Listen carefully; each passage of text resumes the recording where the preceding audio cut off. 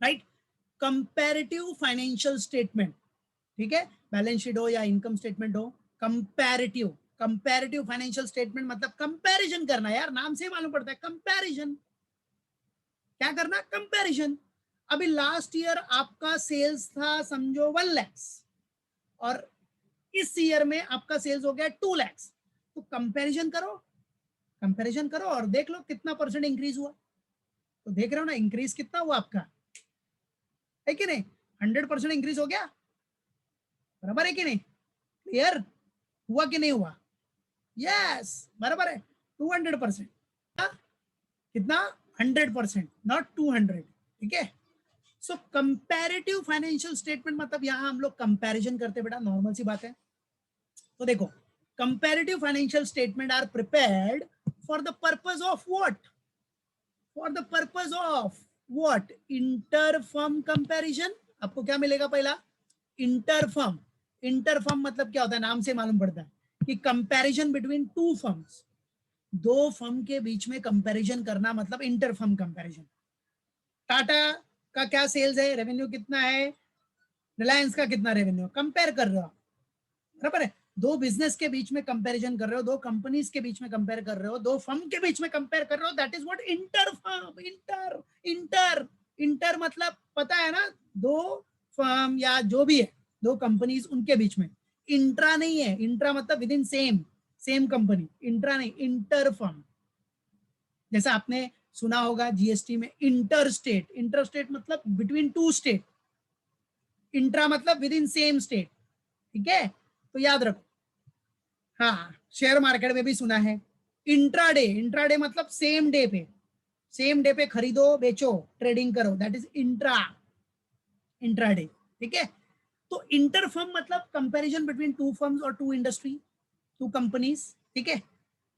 और दूसरा क्या है? Inter period comparison. Inter period, अरे भाई इंटर पीरियड मतलब दो पीरियड के बीच में, 2019 2020 का कंपैरिजन कर रहे हो। जैसे फाइनेंशियल ईयर ले लो, चलो financial year 2018-19 first year, 2019-20 second year, दो फर्म, दो पीरियड के बीच में आप कंपैरिजन कर रहे हो सेम कंपनी का।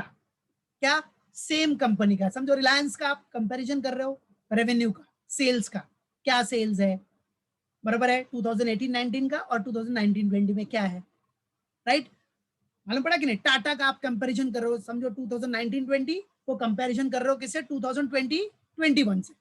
तो that is what interfirm comparison, जो आपको विद इन सेम कंपनी का आप कंपैरिजन कर रहे हो कि भाई उस कंपनी का लास्ट ईयर क्या सेल्स था, अभी क्या सेल्स है, लास्ट ईयर क्या एक्सपेंसेस था, अभी क्या एक्सपेंसेस है, लास्ट ईयर ऑपरेटिंग एक्सपेंस कितना था, अब उसका एक्सपेंसेस कितना है, लास्ट ईयर अदर इनकम कितना था, इस साल कितना है, क्या हो रहा है, ग्रोथ हुआ है, बराबर, इनकम है तो इनकम में कितना इंक्रीमेंट हुआ है, इंक्रीज हुआ है कि डिक्रीज हुआ है, एक्सपेंसेस में इंक्रीज हुआ है कि डिक्रीज हुआ है, यही सब करते हो बाबा।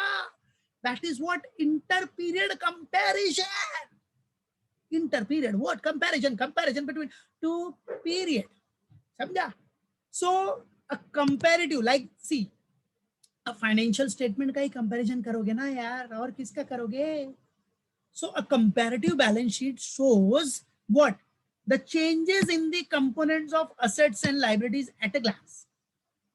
क्या बेटा? कंपैरेटिव बैलेंस शीट, जो कंपैरेटिव बैलेंस शीट है वो क्या शो करता है?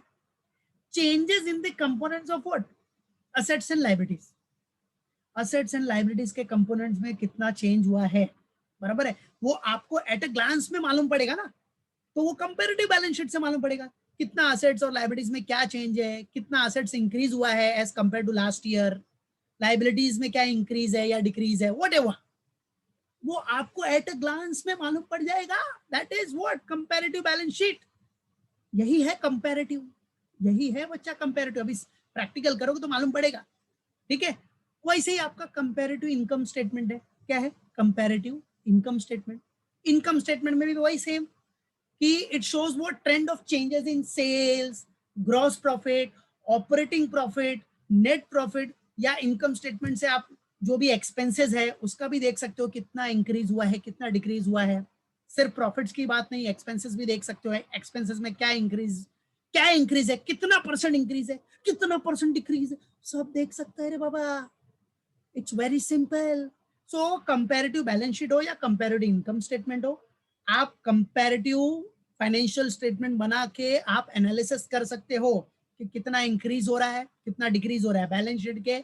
अगर कंपैरेटिव बैलेंस शीट बना रहे हो तो आप असेट्स और लाइबिलिटीज पे क्या कर सकते हो बेटा, ट्रैक कर सकते हो कि कितना इंक्रीज है, कितना डिक्रीज है.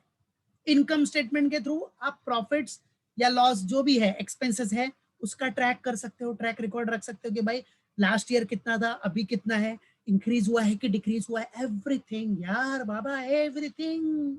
सो it is a form of horizontal analysis. ये क्या है?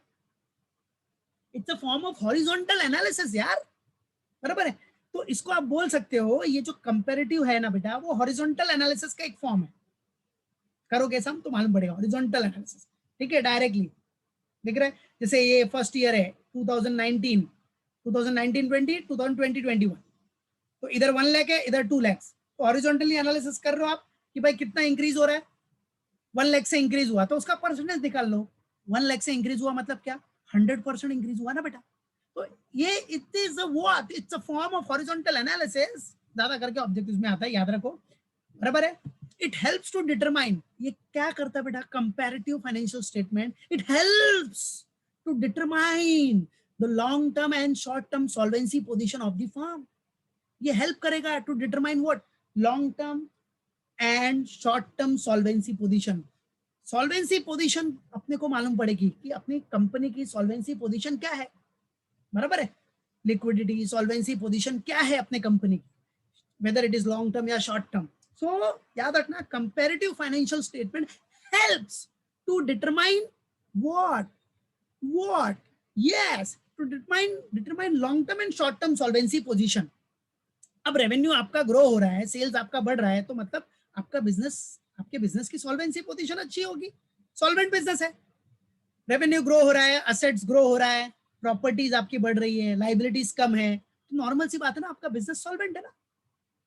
असेट ज्यादा है एज कंपेयर टू लाइबिलिटीज तो बिजनेस सॉल्वेंट है. तो वो कंपैरिजन के बेसिस पे आप एनालिसिस कर सकते हो कि भाई हमारी लॉन्ग टर्म या शॉर्ट टर्म सॉल्वेंसी पोजीशन क्या है, समझा, राइट. तो कंपैरेटिव अगर आपको स्टडी करना है, कंपैरेटिव परसेंटेज, पहले नॉर्मल सी बात है, कंपैरेटिव परसेंटेज तो निकालना पड़ेगा, उसी के बाद तो एनालिसिस करोगे कितना परसेंट इंक्रीज हुआ है, सेल्स कितना परसेंट इंक्रीज हुआ, कितना डिक्रीज हुआ, मालूम पड़ा कि नहीं. तो कंपैरेटिव परसेंटेज निकालने का फॉर्मूला सिंपल सा फॉर्मूला है यार, सिंपल फॉर्मूला. कितना एब्सोल्यूट चेंज हुआ, जैसे मैंने एक एग्जांपल दिया आपको, 1 लाख लास्ट ईयर में सेल्स था, अभी सेल्स हो गया 2 लाख, तो कितना चेंज हुआ, 1 लाख और 2 लाख के बीच में चेंजेस क्या है, 1 लाख ही है ना.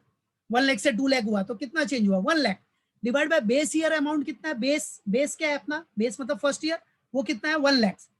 तो 1 lakh divide by 1 lakh into 100 कर दो, हो गया कंपैरेटिव परसेंटेज 100%, फिनिश. मालूम पड़ा. तो एकदम बेसिक सा फंडा है इसका. अभी हम लोग प्रैक्टिकल करेंगे तो मालूम पड़ेगा कि कैसे आप कैलकुलेट करते हो, कैसे कंपैरेटिव परसेंटेज निकालते हो, आप एनालिसिस कर सकते हो, you can do the analysis also. समझा, मालूम पड़ा. तो याद रखना बच्चों, ये सब it's very important. Formula basic formula है, जैसा परसेंटेज निकालते हो आप. क्लियर, ओके, मालूम पड़ गया, कोई डाउट? ओके